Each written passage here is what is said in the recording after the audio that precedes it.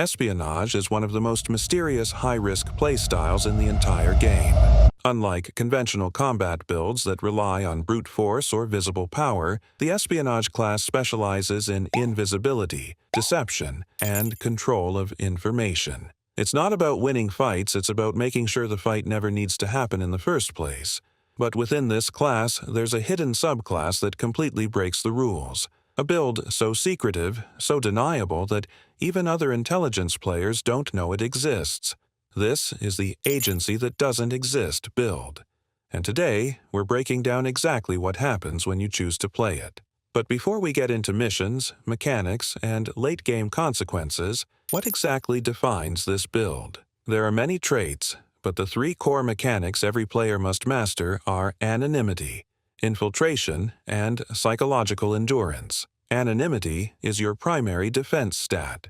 Unlike soldiers or even standard intelligence agents, you don't have a uniform, a badge, or even a confirmed identity. Your strength comes from being untraceable. If players can't identify you, they can't target you. However, this comes with a massive trade-off: no recognition, no backup, and no proof you were ever in the game. Infiltration is your main offensive ability. Instead of direct attacks, you embed yourself into enemy environments, social systems, and networks. This can include businesses, communities, or even personal relationships. A successful infiltration doesn't just gather intelligence, it reshapes the entire battlefield without anyone noticing. Then there's psychological endurance, the hidden stat that determines whether you survive long-term gameplay. Constant identity switching, isolation, and moral ambiguity slowly drain your mental resources. Unlike stamina or health, this stat doesn't regenerate easily, and once it collapses, your run is basically over. So, with the basics covered, let's get into what actually happens when you join an agency that doesn't exist. First, recruitment doesn't follow normal game mechanics. There's no application screen, no visible quest line, no tutorial prompt. Instead, the game flags elite players, usually those already maxed out in special operations, intelligence, or paramilitary skill trees. If you're selected, you won't even realize it at first. A random NPC approaches you. No rank, no title, no indication they're important. That's intentional. They test your awareness before they even speak to you. The offer itself is minimal. No details, no promises, just a choice. Accept, and you unlock the Ghost class. Decline, and the encounter never happened. If you accept, your previous character effectively dies in the system. Your records are altered, your history rewritten. From a gameplay perspective, you've just erased your save file while still playing the game. Next comes training, and this is where most players fail. Unlike traditional builds that focus on combat stats, this training focuses entirely on becoming invisible in plain sight. You're taught counter-surveillance, how to detect when you're being watched, and, more importantly, how not to be remembered. This includes everything from how you walk, how you dress, how you hold everyday objects. Even something as simple as wearing the same jacket twice can get you flagged and fail the mission. You'll also train in human and SIGINT mechanics. Human, or human intelligence, is all about gathering information through interaction conversations, relationships, trust. No force, no threats, just manipulation of social systems.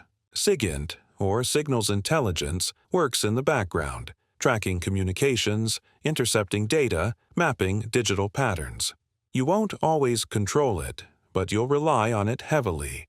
The key here is synergy. Human finds the story. SIGINT confirms it. Together, they create a complete picture of the target. Most players wash out here not because they lack skill, but because they can't suppress their identity.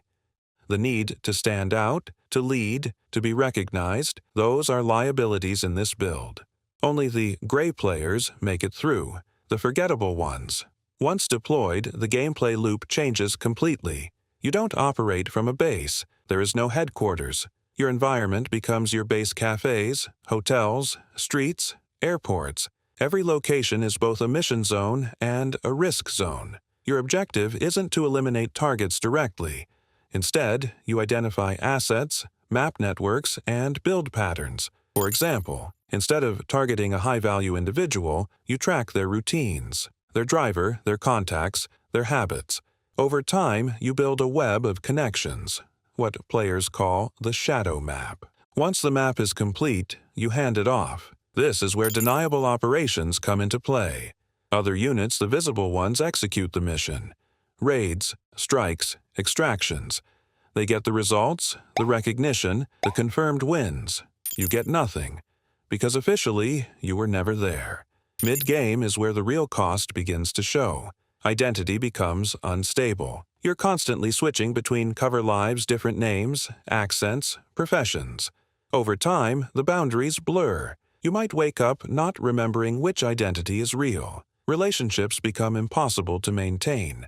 Every connection is either part of the mission or a potential liability.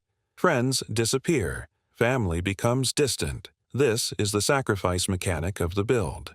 Unlike other classes that sacrifice health or resources, this one sacrifices your personal life entirely, and there's no way to recover it later. Late-game missions escalate dramatically. You'll handle high-stakes operations like counterterrorism financing, deep cover infiltration, and even extraction missions. Extraction is one of the hardest mechanics in the game. Instead of eliminating a target, you have to remove them, and sometimes their entire family, from a hostile environment without triggering detection. This requires perfect coordination between human, SIGINT, and logistics. One mistake, and the mission fails often with global consequences. But when it works, the impact is massive. Entire networks collapse. Attacks are prevented. Wars are delayed or avoided entirely. And still, your contribution remains classified. Endgame is where the psychological impact peaks.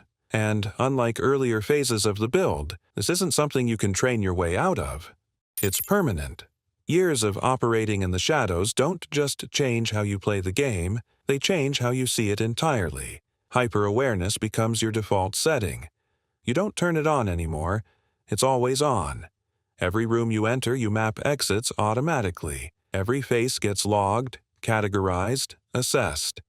You notice patterns most players would never even think to look for. Cars passing twice, footsteps that don't match the environment, conversations that stop a second too early when you walk in. At first, this feels like a buff, like you've unlocked some kind of advanced perception ability. But over time, it becomes exhausting, because your brain never powers down. There's no safe zone mechanic anymore. No place where you can fully relax without running background checks on reality itself. Paranoia isn't a flaw in this build, it's a feature.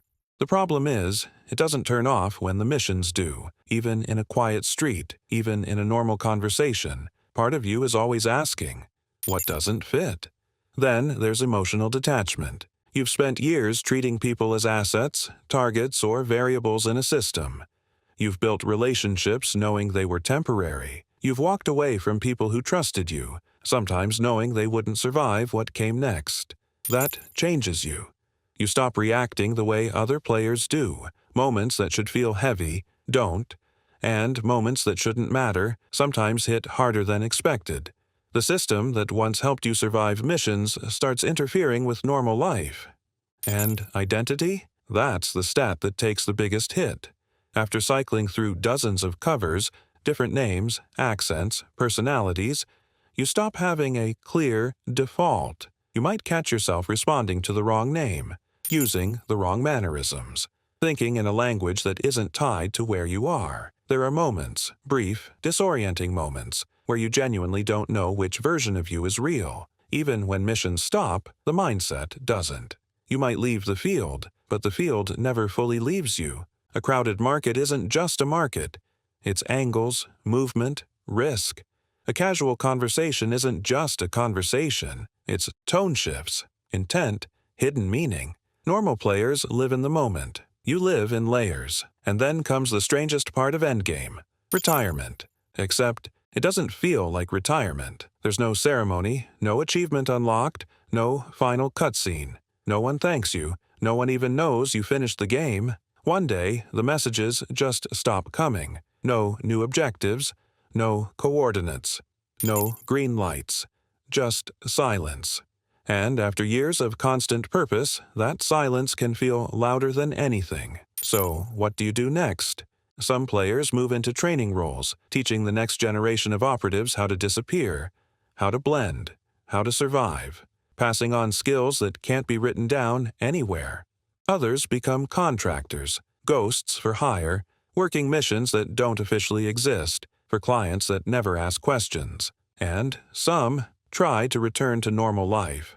They buy a house, get a routine, maybe even a pet. They try to rebuild something that resembles a standard playthrough, but it never fully fits.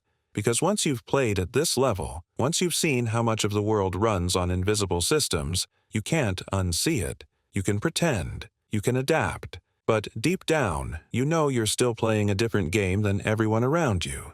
So why would anyone choose this build? Because despite everything, the isolation, the sacrifice, the lack of recognition, it has one of the highest impact ratings in the entire game. When you succeed, nothing happens. No explosions, no headlines, no chaos, just normal life continuing as if nothing ever went wrong.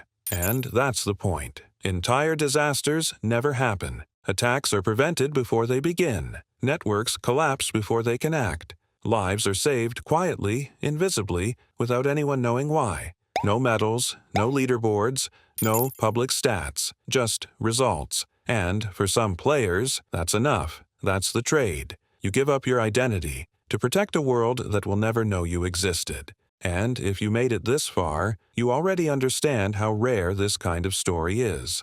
So, if you like content that breaks down hidden systems, unseen mechanics, and the worlds behind the world, do us a favor. Like the video, subscribe to the channel, and stick around for the next one.